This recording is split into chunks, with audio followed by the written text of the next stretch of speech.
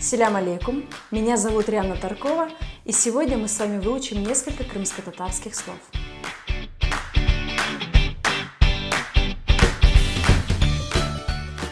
В жизни каждого человека семья занимает главное место.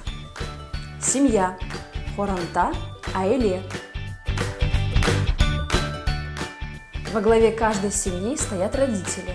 Родители – ана бабалар, мама – ана, папа – баба.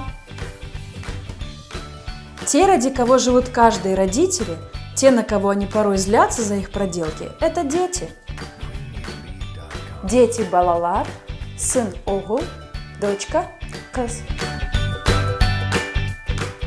Семейные праздники – это особые события, ведь на данном мероприятии собирается вся семья вместе.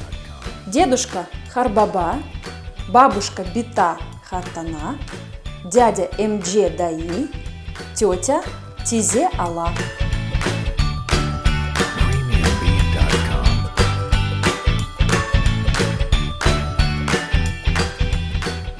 Пусть в каждом доме царит мир и благополучие. Ну а я с вами прощаюсь и желаю вам успехов в изучении крымско-татарского языка. Если вам нравится это видео, ставьте палец вверх и делитесь с друзьями. Корюш Кенджи!